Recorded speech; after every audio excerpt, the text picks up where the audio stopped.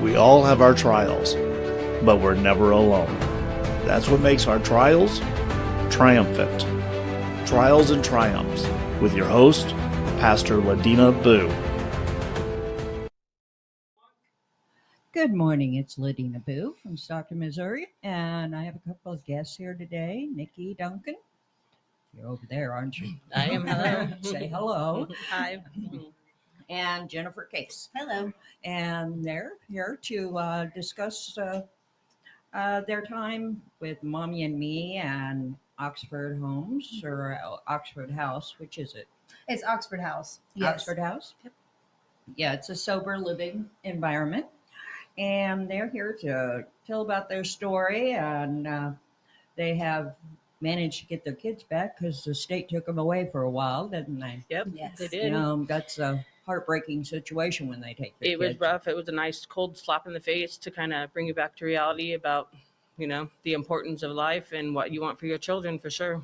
Yeah, that's. I don't think I could tolerate that. I would have been lost without my kids. It actually, brought me to a breaking point to where I had to, sit down with myself and my higher power and kind of decide exactly what I wanted for my life and change it from that day so that. Yeah. Well, both of these ladies had methamphetamine addictions. Correct. And so you ended up in the court system a little bit there, didn't you? Yes. Yes. Yep. We're still currently doing it. I'm in phase 3. She's in phase 3. And we're about there, but it's been a struggle, and we have a really good support system. And How many phases are there? There is, I think there's 5 phases altogether. You have your welcome phase, your phase 1, which is sobriety, phase 2, which is stability, phase 3 is consistency, yep, and then 4 or 5 is transition. Can't quite remember which was which, but Yeah. So that's what Judge Hosmer in Greene County expects from you. He expects sobriety, stability, and for you to get back into, the real world and being a productive member of society. right. Yeah. That real world is tough sometimes. Yes, It is, because you're going to have your everyday, you run into people, you have to deal with certain things that will test you and, test your faith and why you're here and your purpose. But Yeah. And, if you get back in with your old friends, that's not a good situation most right, times. you can only go to the barbershop so many times without getting a haircut. So we did. We had to change our people and our places and our things. And Oxford House really gave us an opportunity to do that, to be around like-minded folks who are trying to get their kids back, who are trying to, change their way of life. Yeah. Well, why don't you tell us some more about Oxford House and how y'all do things there? Various sober living environments always have a different way of operating. Right. And Oxford House seems, I've not seen this structure previously. Right. And so, you're both officers at the.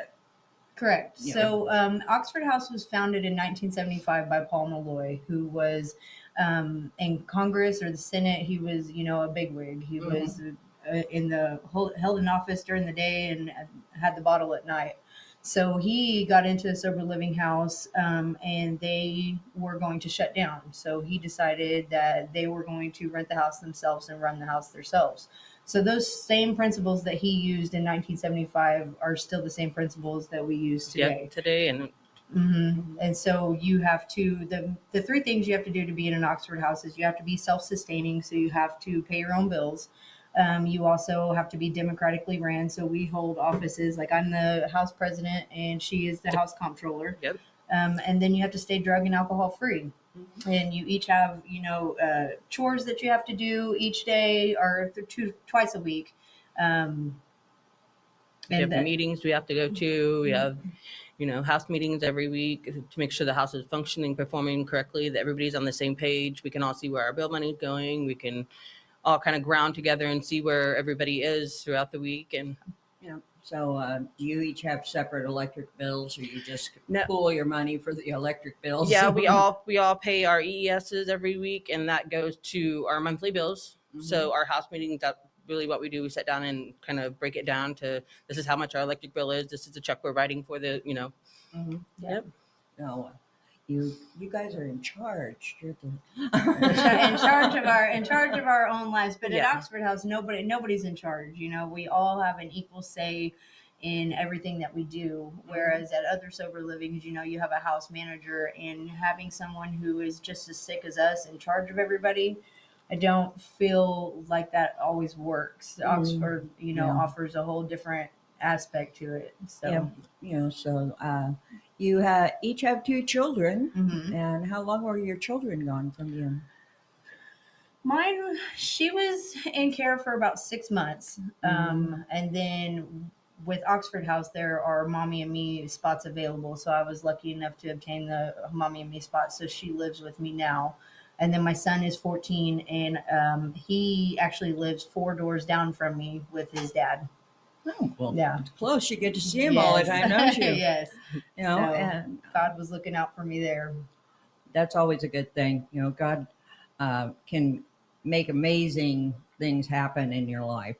Yes. I've known that for years, and I've needed him. And every time something was going bad in my life, it was amazing because he always found a way. And so, I've been living in miracles forever. Yeah, right. pretty much. And that's like when my kids got taken into care and I had to go to the big scary court, and I was just like, God, just let it go your way, whatever that way is. Let me learn whatever lesson I need to learn and help me get my kid back. And Mhm.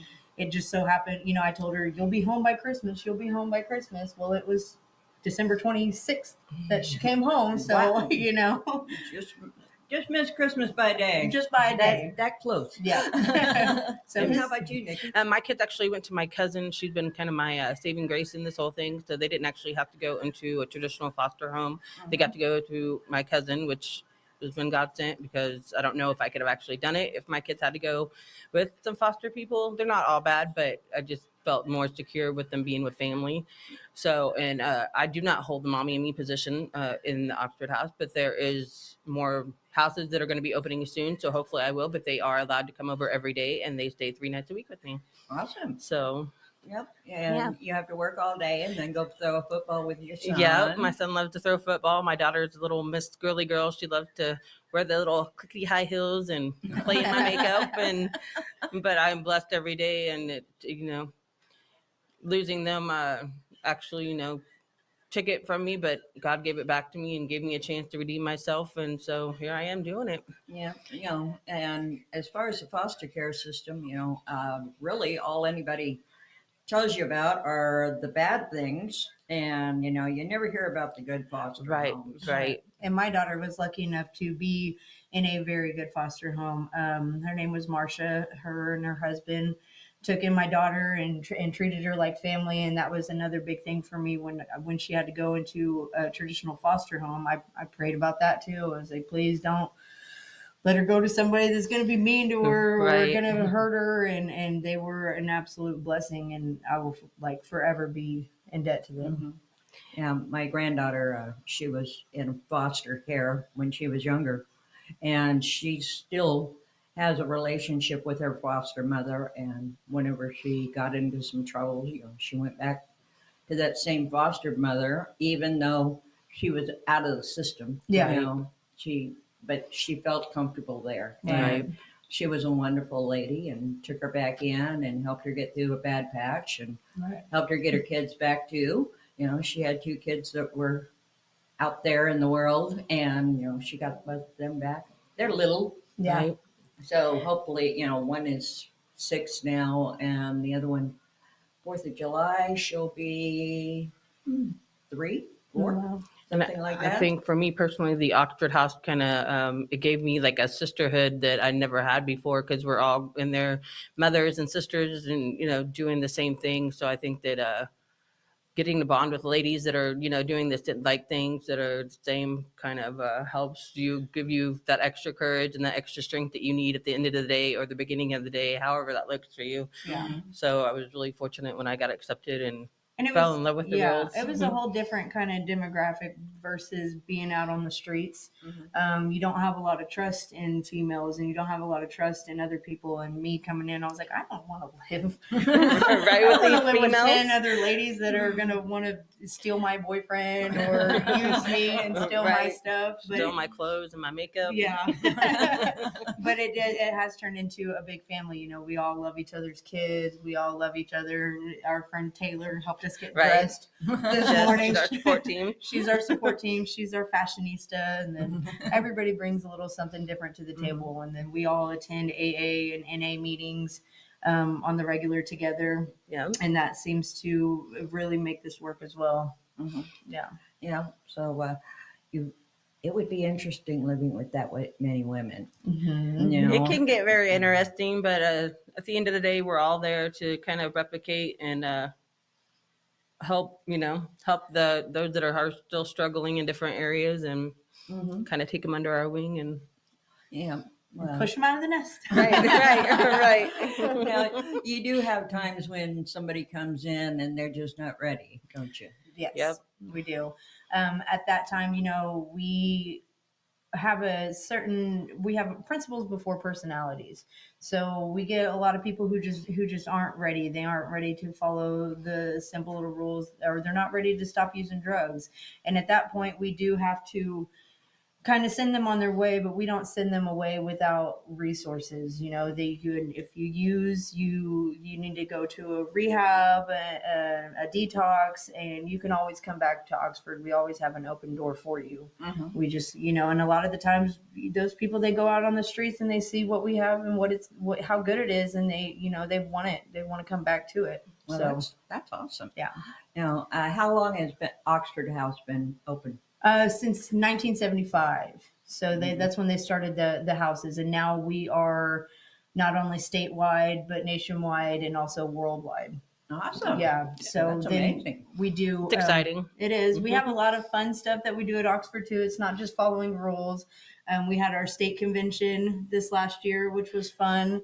And then we also have the World Convention coming up in August, which It's in Oxford- December or DC, and it's gonna Yep. be fun. So Well, yeah, DC is an interesting place. And so, yeah, I've never been on a plane and I've never been there, and it's thanks to Oxford that I will be able to do that. So we It'd do be the fun. convention, yeah, and you have guest speakers. They kind of share their stories and how they run their Oxford houses, and they hold their world elections there as well.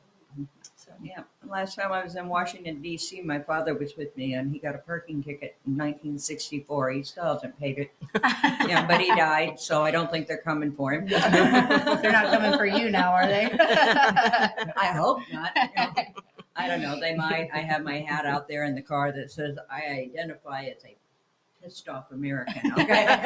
I think we can relate. Yeah. You know, I'm kind of radical some of the time. So, Yeah. It's nice. It's refreshing. right. Yeah. Well, you know, I look at what's going on in our world and it terrifies me. Mhm. And so, you know, I want to make people understand what the government's taken away Right. from them and so forth, you know, because they're whittling away at our rights every day. Right, So, yeah.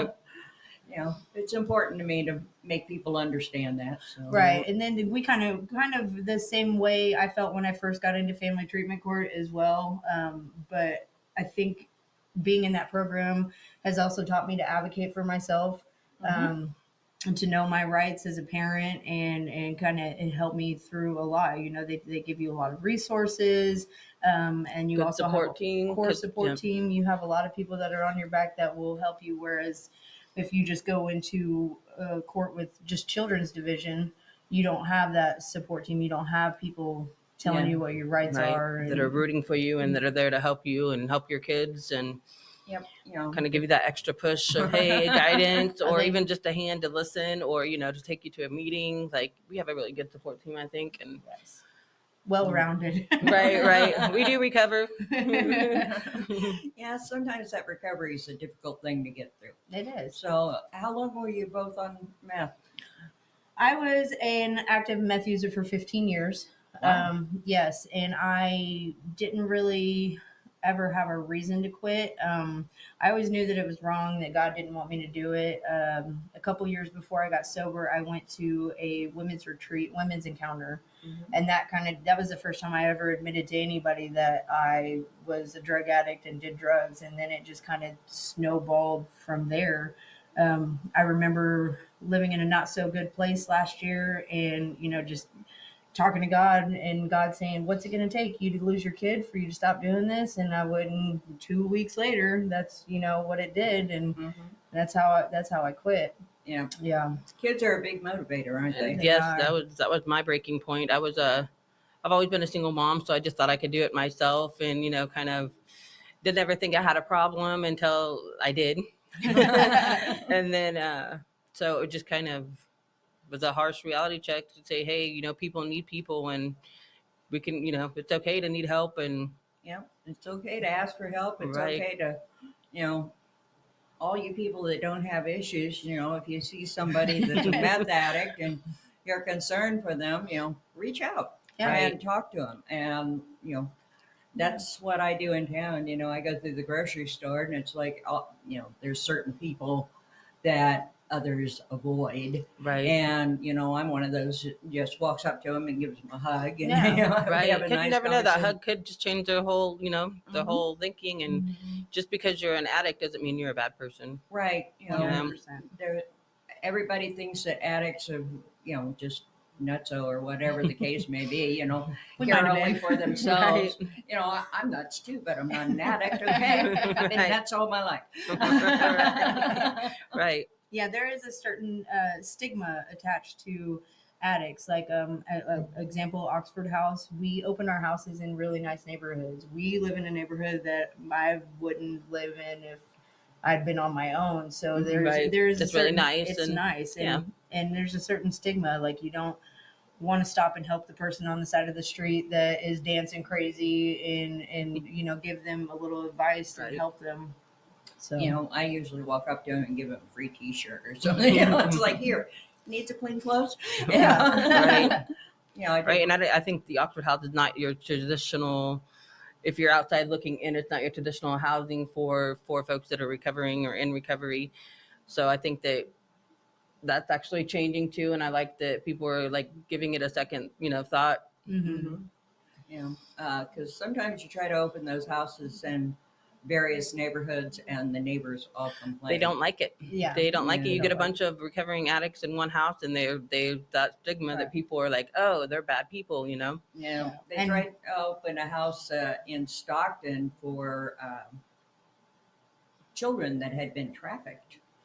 And the neighbors all complained about it because they thought the pimps were going to show up and everything else. And Right. they didn't want those girls in school with the regular kids. And, so we had to give up that idea in town and broke my heart. Yeah. Right. And Stockton would be a hard one too, to get any of that started like that, because people there are so closed-minded for the most part about giving people, second chances, because, we do deserve nice things, and we do deserve, the same luxury as everybody else in the world. Just because we came to, from a bad point in our life, we're changing that. And so we get that chance. Right. We earn Right. that chance. We, have that right. Yeah, so because we can't get sober in your local crack neighborhood, and we we kind of got to fly underneath the radar and open these houses, and then once we're established, we'll mow your yard. We're good neighbors. We're quiet. We, if we rent your house, we have to keep it clean and we have to pay our bills or we get shut down. So Right.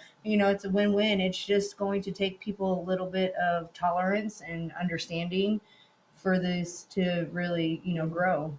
Well, these days, I don't think there's much tolerance anywhere in our nation. This is not the nation I grew up in, okay? I'm way older than you girls. But it does take tolerance, and it takes people to, like I say, reach out and give them a hug, and just talk to Compassion and them. care, and Ask them what's going on and help them walk that walk. That your higher power has to come in there to just turn your heart. right. And I know it's a hard road, but I've seen so many people come out of it. My son-in-law, he was a heroin addict, not my son-in-law, my stepson. He was a heroin addict. They deserve the Mhm. best version of us. So if that means, stepping into the Oxford doors and kind of surrendering to our higher power and letting all of our dirty laundry out there, then I'm all for it, because it's helped me, it's helped my children, Mhm. and we're doing better every day. And I don't think without the Greene County family support system that I have, and the Oxford House support system that I have, I don't think that I would have made it this far. Right. Mhm. And treatment. And Treatment. treatment is awesome. Treatment is Yeah. awesome, and it helped me tremendously. And because before I was just teaching my kids how to sell drugs and how to not do your dishes and collect plastic bags Right. and drink. And Right. That's about it. Yeah, that's really not what you want to teach your children. No. You always want something better for for your them. Mhm. They kids, deserve better, right? So you brought them into the world, and it's your responsibility to Right. help them walk the line that they need to walk. Yeah. Right. And And to grow and to be, very productive members of society when they grow up. I don't want my son out there on the streets doing, beating up Right. people and going to jail, and you know what I mean? Mhm. I want them going to do the right next thing do the right next thing for their family. Right. So- And I guess right now, your kids are young enough that they can see the difference in you, and some of them old enough to see the difference. Right. Yes. Did they ever talk to you about it? Do you talk to your kids about it? Yes, I was always open and honest with my kids about my past drug use. I was just never honest with them about my current at the time. But kids aren't dumb. No. And then they knew, they knew, but they loved me. And then now every time I try to apologize to my 14-year-old for, letting him miss out on things, like I could have had a house, I could have had a nice job, and we could have been doing okay instead of moving and bouncing and being homeless. And every time I try to apologize to him, he's just like, "You've already apologized for that." So my kids show me immensely great love. They're very proud of me, and I love them. They're great. Yeah. My kids are a little bit younger. My son, so I was never honest with him about it because I was ashamed. My kids are a little bit different, so I think there's a kind of a fine line of the age. Yeah. Like, how do you talk to a 10-year-old about addiction? Like, so, but we do go to me and my kids do go to counseling, and we kind of brought it to the counselor's table, and then from there I kind of opened it and was honest with him, and now he understands, and he forgives me and knows that he sees that I'm trying, and we go do family court together, we do counseling together, we do parenting together. So they both know the previous mom to this mom, and Yep. They notice So- the difference. No, yeah. Every time. Definitely. yep, Yeah. they know when you're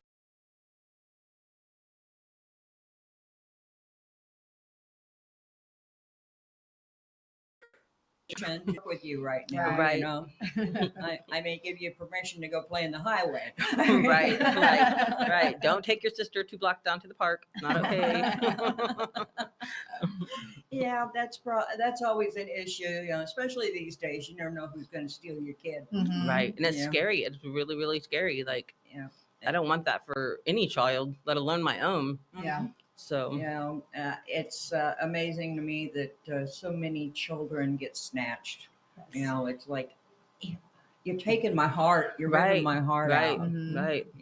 And they ripped your heart out in court and so forth. At least yours went with family, so Right. Right. that was easier for you. But it's still difficult whenever somebody does that. And it was still hard. Like, I lost my kids two days before my daughter's 5th birthday, so I wasn't able to talk to her or do the 5 happy celebration birthday. So it's still really hard, and it's still something I struggle, with the guilt. But I'm slowly starting to come out of that because I realize I can't guilt myself all the way through this journey. I've got to give myself some grace and kind of Yeah, breathe. you have to forgive yourself Right. before you can really move on. Right. If you don't forgive yourself for that, you can't, Right. extend that to your children and tell them that, I'm sorry for what I did. Right. Right. And if you don't do that, your kids suffer immensely, I Very think. much. And that's where I think working the 12 steps of NA or AA comes in as well. That is a constant. You will do that with your sponsor for the rest of your life, and it will put you in check. You have Right. to make amends to people where it is safe for you to make amends. You have to apologize. You have to just, Be totally open and vulnerable with everything and let it all out there, because you're not going to be able to heal if you don't. And you've got to be able to release and forgive people, mhm. because I'm sure that some people, it's like, okay, you gave me my first hit of meth. Right.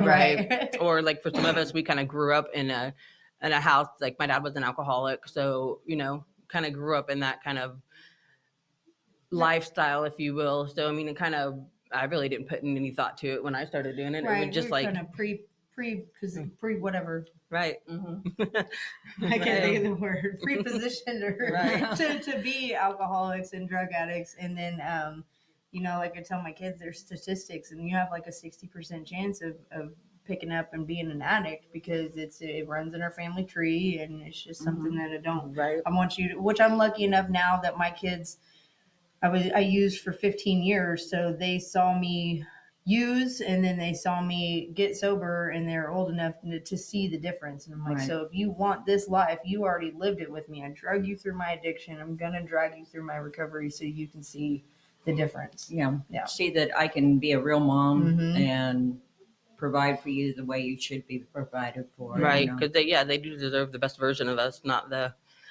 version Strung out. Right. Right. Strung out, staying up all night. Your house looks different every time you wake up. Missed an appointment. Yeah, missed an appointment. Not Being taking. late. Yeah. You Yep. Being know, late for all your everything. kids were around, and they wake up in a different house going, "Why, Yeah. Mom? Why?" Yeah. Yeah. Yeah, it's very heartbreaking. Yeah. And sometimes you don't know what house you're staying at, and who's Right. there. Whoever's Yeah. gonna let you in. Yeah, or sleeping in your car. Right. Yeah. My daughter-in-law, she did a lot of couch hopping, Mhm. all the time. So, and it was always people she sold drugs to, Yeah. and you have to have your meth friends, and then you have to have true Mhm. believers and true friends that will tell you, don't go there. Right. Yeah. And when you get sober, you really do have to change your people, places, and playgrounds because it's not gonna work. Yeah. Well, Yeah, that's the hard part. A lot of them go back to, they don't have an option except to go back, to where they were living before, maybe that's where their parents lived and so forth. And if you go back into that same environment, you're asking for trouble. You're probably not going to get it Right. straight. right. And that's another really cool thing about Oxford House is there's no time limit that you can be there. You can live there for the rest of your life if that's what your heart pleases. Yep. So it's very awesome. It's not, there's not a timeline cap. Like, oh, Yeah. you're better, you get out. Yeah, you've been here for a year. Your time's Right. up. Go. Yeah, no, Right. you can stay as long as you'd like, as long as you're doing what you're supposed to be doing. And Mhm. Why don't you tell us the structure on Oxford House? Because it's different from a lot of the sober living environments. Right. And so, like I said before, we're self-sustaining, so it doesn't cost the taxpayers a dollar. We go in there, we pay our own bills. Like I said before, we hold offices. I'm the president. And we do a lot of things in the community as well. We do fundraisers. We try to help out in any way that we can and try to get the Oxford House name out there. Like right now, we do a few presentations with PFH and Burrell treatment centers, trying to get people who are in residential who don't have anywhere to go a place where they can come here and see just a different way of life. Yeah. Yeah. Do you have outlets for like the prison system or the jail system? Do they have your name? yes, they can call us and go to oxfordvacancies.com, I think, and we could do applications through that. We can do in-person application or interviews. We do on the phone interviews, just kind of whatever is best for your fit at that time. If you're still in jail and you can only have that phone call to do an interview, we will work with you. And, that way when you get out, you have some place to go that's safe. And Yeah. And a lot of times you have to be able to show that you have a place to go before they'll let you out. Right. Whether that be prison or jail or Right. whatever. Now, neither of you went to prison. No. No. And, Nope. But you both did time in county. Is that correct? Or? Yep. No. Yeah, for little things, I was pretty sneaky. I never got caught with drugs. Right. But if we were talking about what I really did, yeah, I should have been in prison. I should have been in prison. I should have been. I think both of us probably would be in prison for quite a long time. But at the same time, I feel just because we're addicts, we make bad choices doesn't mean you deserve to be behind bars. Right. Like if you can come out here and do what you're supposed to be doing, and you really want it, and you really want that for that lifestyle change, you're gonna do it. Right. Because I don't look good in orange. I don't know about you, but No.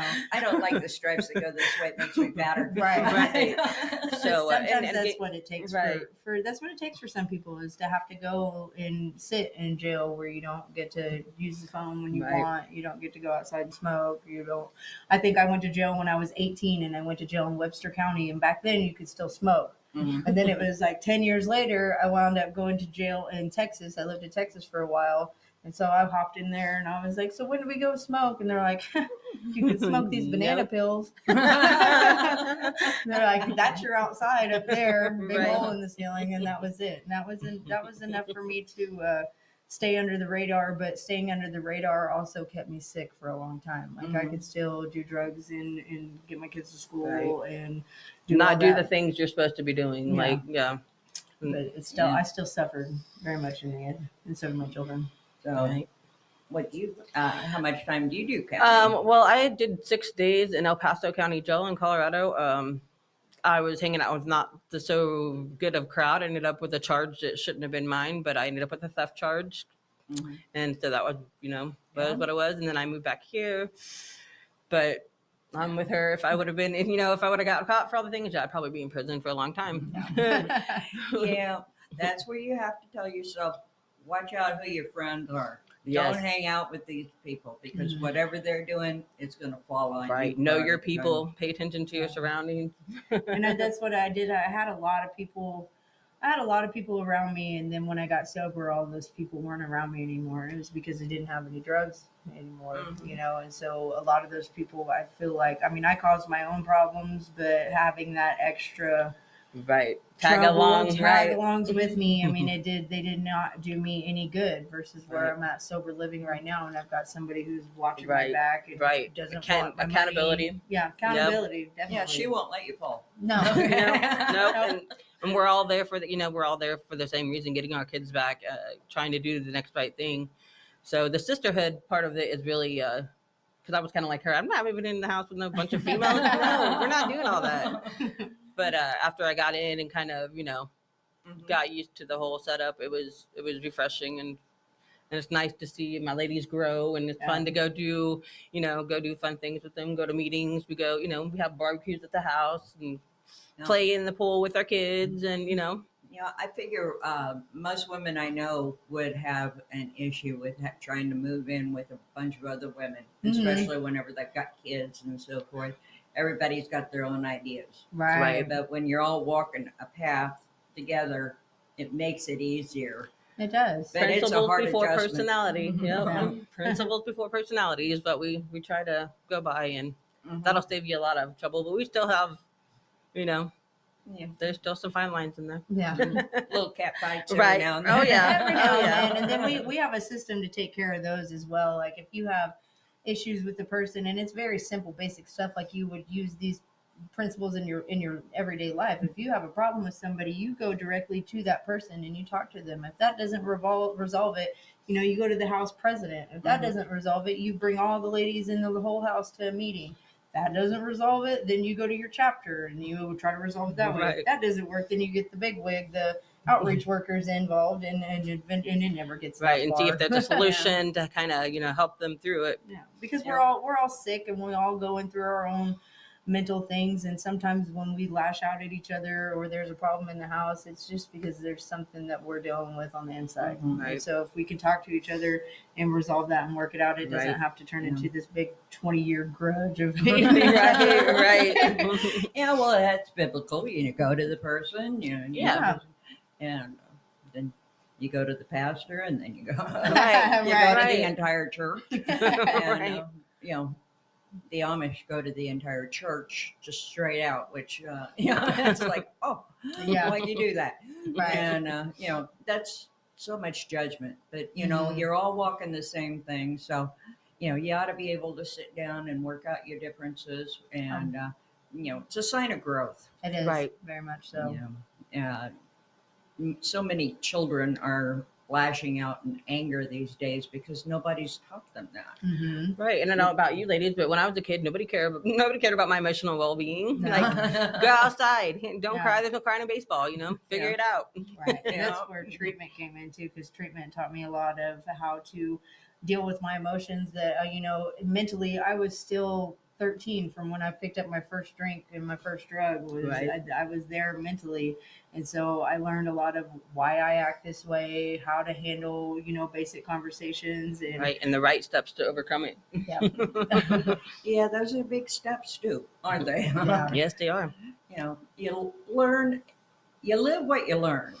Mhm. And so, whenever you are in a house where your parents are addicted or they're alcohol, it's still an addiction. Alcohol is still an addiction. Yes, ma'am. But you're lived through that for so many years, and that's what you know. It's normal. Right. You get Yeah. accustomed to it. Mhm. And, sometimes it's hard to get out of that. But, if you've got support, it's easy to do. So if you're out there and you have an issue and you need some support, reach out, call me if you want to, email me. It's Pastor LB at axmediagroup.com. And, just call me, 816-912-6779. I always answer my phone. So And we do too, also, oxfordvacancies.com. You can choose your city, state, county, whether it's a men's house or a women's house. We do have men's houses as well. And reach out, and we will find an open bed for you, and we can point you in the direction of AA, NA, as well as treatment centers. We Yep. do recover. Yes, we do. is there a phone number to call? Each house has its own phone number. So our house phone number is 417-351-3444. And then also on the websites, it will give you each individual number for each house. Yeah. Yeah. And your house is located in, is it in Ozark? No, Or it's in Springfield. Springfield? Yep. Yeah. And they have houses all over the United States. So if you're looking for some way to get your walk back right and, not be able to, get away from all the drugs and stuff, if you're ready to do that, then I'm going to suggest that they call y'all because you have Thank you. Yeah, an absolutely. awesome We program. do have beds for those who want to be stopped and stay stopped. Yep. Mhm. Well, that's sometimes it's hard to find a bed. And so I'd never heard of Oxford House until you all showed up today. So thank you for giving me more information. Thank you for having us. Thank you so much for having us. So I just want to get the word out, and I try to keep a list of places and programs personally for those people who call me. I get a lot of phone calls from people. And Cool. so, I want to be sure I've got all of that information and can pass it on to anybody who may need it. Absolutely. That's what we're here for. Hmm. Yeah, and I love it whenever you can reunite a family. Yes. And, that's probably the biggest step whenever you've been. Oh, yeah. Yes. And our house is pretty much, we have a lot of women who have been reunited with their children. I think our whole entire house basically right now is yeah. all family treatment court. We've all been through the system, and the caseworkers like it. They only have to stop at one house. And you say you have 8 women there? 8 women now, and we've got 10 beds. So we've got 2 open beds right now. Well, that's good to know. And so, anyway, we're about to shut down here. I want to remind people that we're always looking for sponsors for the shows. And you can go to axmediagroup.com and donate to Axe Media Group, or just go to PayPal and put in Axe Ministry, and it'll pop up and you can make a donation there. Or go to our Facebook page for Axe Media Group, and the PayPal button's right at the top. And thank you again for joining us this week. And thank you, lovely ladies. Thank you. Yeah, Thank very you. much. It's been See fun. you there. Mhm. Yep. I'm glad you finally got to the point where you were ready to share. I know. I've Took me been a trying to minute. get her on for a long time. Okay. Here I am. Yeah. So thank you again, and we'll see you next week.